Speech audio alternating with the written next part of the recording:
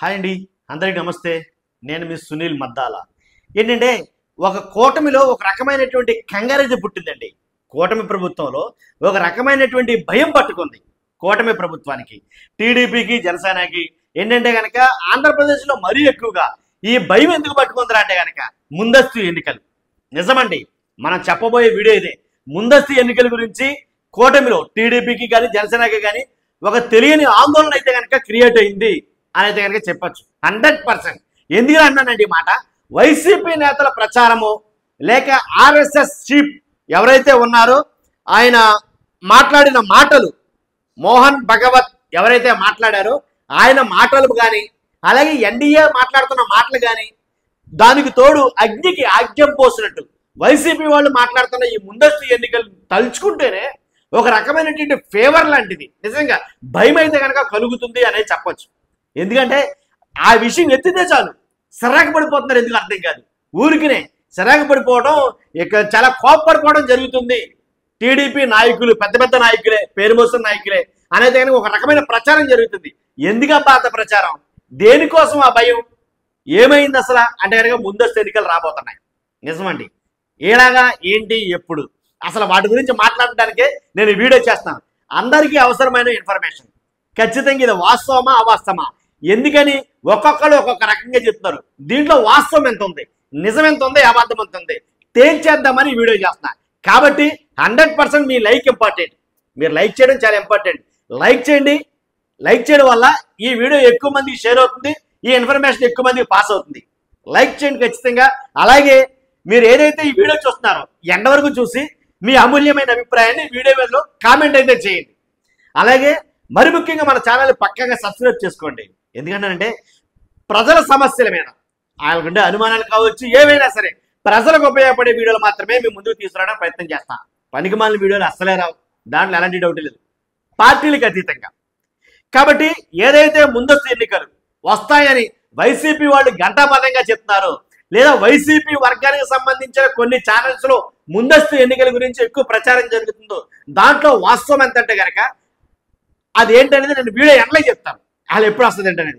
దీని గురించి కూటమికి కంగారు ఎందుకు అని అంటే కనుక, అసలు మేము అధికారంలోకి వచ్చి కర్మ కాకపోతే మేము అధికారంలోకి వచ్చి 100 రోజులు కూడా కాలేదు, కనీసం 100 రోజులు అయ్యింది. 100 రోజుల్లోనే మళ్ళీ ముందస్తు ఎన్నికల ప్రచారం ఏంట్రా బాబు, ఇది ఎక్కడ కోలరా బాబు అని కంగారు సహజమే. ఎవరికైనా సరే పదవి మాట్లాడండి, ఏంటంటే కష్టపడి సంపాదించారు దాన్ని, కాబట్టి అది పోతాదనే భయం మామూలుగా ఉంటుంది కదా. కాబట్టి అందువల్ల కంగారు పడుతుంది. అలాగని 100 రోజుల్లో మనం ఏమైనా చేశామంటే ఏమీ చేయలేదు. ఇది వాస్తవం, యథార్థం. ఎవరు ఒప్పుకున్నా ఒప్పుకోకపోయినా 100 రోజుల్లో చేసిన పని ఏమీ లేదు. ఎస్, నిజంగానే అసలు 100 రోజుల్లో అభివృద్ధి కానీ సంక్షేమం కానీ ఏమీ లేదు. రూపాయి పని లేదు ఏ నియోజకవర్గం కూడా. ఏ నియోజకవర్గంలో చూసుకున్నా సరే ఒక్క రూపాయి పని చేసిన దాఖలాలు లేవు. ఇది వాస్తవం. ఒక పెన్షన్ పంపిణీ తప్ప. కానీ అభివృద్ధి అనేది అసలు దాని అసలు లేదు. అలాగని సంక్షేమ పథకాలు ఏమన్నా అంటే అస్సలు లేదు. కాబట్టి కంగారు ఉండదండి. మరి కాకి ఉంటది కంగారు ఖచ్చితంగా. దానివల్లే భయం పట్టుకుంది.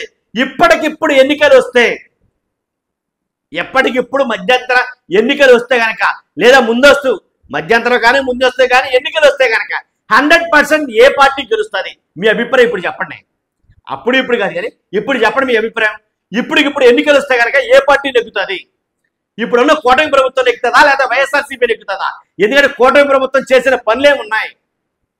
కాబట్టి కూటమిని ప్రజలు ఆదరిస్తారా, వైసీపీని ఆదరిస్తారా, కూటమి మీద వ్యతిరేక మతం ఉందా లేదా అనే దాని మీద మొత్తం అన్ని కూడా ఆలోచించి విశ్లేషణ చేస్తే ఏ పార్టీ అధికారంలోకి వస్తుంది అనేది. ఇక్కడ వరకు ఈ టాపిక్ పక్కన పెట్టేదామండి. ముందస్తు ఎన్నికలు, జమిలీ ఎన్నికలు ఎందుకు ఈ మాట వచ్చింది? అసలు ఇది ఎలా పుట్టింది? ఈ ఎన్డీఏ ఎందుకని ఈ జమిలీ ఎన్నికల గురించి పదే పదే మాట్లాడుతుంది? నిజంగా ముందస్తు ఎన్నికలు వస్తుందా రావా, ముందు విషయం చెప్పాయి బాబులు అని చాలా మంది అనుకుంటా ఉంటారు.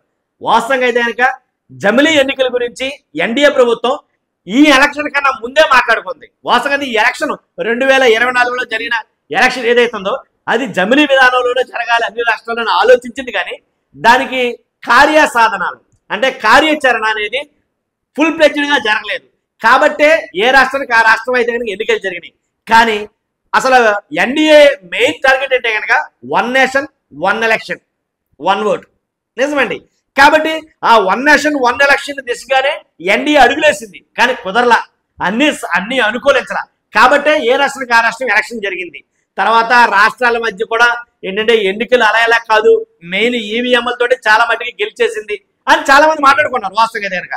కాబట్టి ఇంకోటండి, ఈవీఎంలపై దేశవ్యాప్తంగా, నాట్ ఓన్లీ ఆంధ్రప్రదేశ్, దేశవ్యాప్తంగా ఈవీఎంలపై సుదీర్ఘమైనటువంటి చర్చ జరుగుతుంది. ఏంటంటే ఓన్లీ గెలిచింది ఈవీఎంలను ట్యాంపరింగ్ చేసే ఆంధ్రప్రదేశే కాదు, చాలా రాష్ట్రాల్లో ఇలాంటి అనుమానాలు బలంగా ఉన్న ఈ టైంలో జమిలీ ఎన్నికలు జరుగుతాయంటే కనుక నిజంగా జరగవచ్చేమో అనే అనుమానాలకు బలపడుతున్నాయి. పైగా వన్ నేషన్ వన్ ఇండియా లేదా వన్ ఎలక్షన్ అని చెప్పేసి ఈ స్లోగన్ ఏదైతే అందుకుందో ఎన్డీఏ గవర్నమెంట్, దీనికి తగ్గట్టు ఎవరైతే ఆర్ఎస్ఎస్ చీఫ్ మోహన్ భగవత్ ఉన్నారో ఆయన కొన్ని కీలకమైన మాటలు మాట్లాడాడండి. ఆయన ఏంటంటే ఖచ్చితంగా ఎన్నికలు కొంచెం ముందుగానే జరుగుతాయి, అంటే మధ్యంతర ఎన్నికలు వస్తే కనుక ఎప్పుడు ఎన్నికలు వచ్చినా సరే వన్ నేషన్ వన్ ఎలక్షన్ ఖచ్చితంగా మేము అమలు చేస్తాం అని అయితే ఆయన మాట్లాడడం జరిగింది.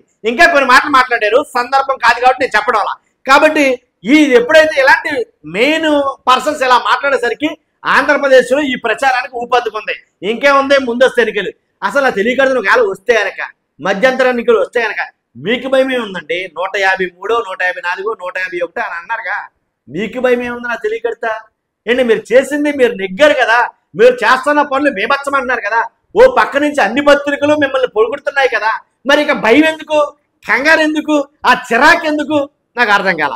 మొత్తానికి మోదీ గారు 3.0 హయాంలోనే ఎన్నికల కసరత్తు, ఏదైతే 3.0 హయాంలోనే ఎన్నికల మీద కసరత్తు జరుగుతుంది అనేది 100% వాస్తవం.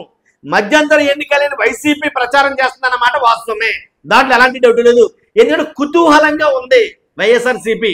ఎన్నికలు జరిగితే కనుక ఇప్పటికిప్పుడే జరిగితే కనుక 100% మేము విన్ అవుతాం అని ఒక ధీమా ఏర్పడిపోయింది. అది నేను చెప్పేది.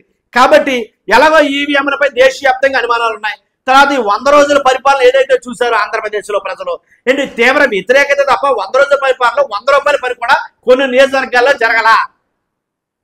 ఇది వాస్తవమే. కొన్ని నియోజకవర్గాలు అసలు టచ్చే చేయలే, నిజమండి.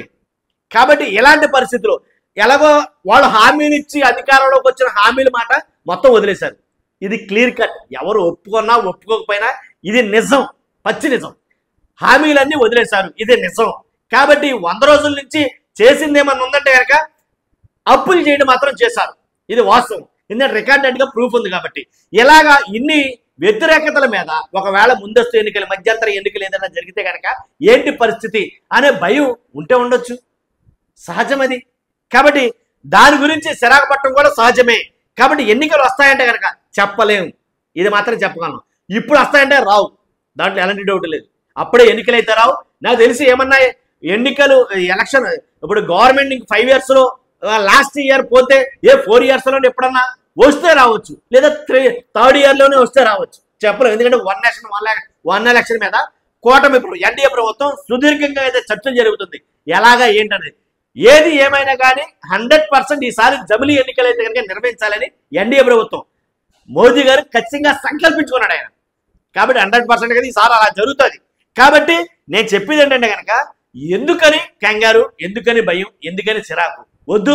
ఈసారి ఎన్నికలంటూ జరిగితే కనుక ప్రజలు ఈసారి గట్టిగా డిసైడ్ అవుతారండి, దాంట్లో అనుమానం లేదు. మీరు చేస్తే చేసినట్టు, చెయ్యకపోతే చేయనట్టు.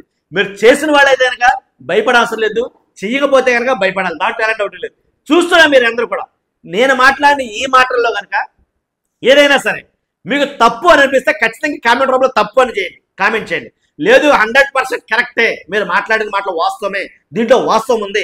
మధ్యంతర ఎన్నికలు అయితే కనుక వస్తాయి లేదా రావు, వస్తే కనుక ఏ పార్టీ నెగ్గుతుంది నెగ్గదు, మీ అభిప్రాయం తెలియజేయండి. మెయిన్ అందరి అభిప్రాయం కాదు, మీ అభిప్రాయం నాకు ఇంపార్టెంట్. ఖచ్చితంగా మీ అభిప్రాయం తెలియజేయండి.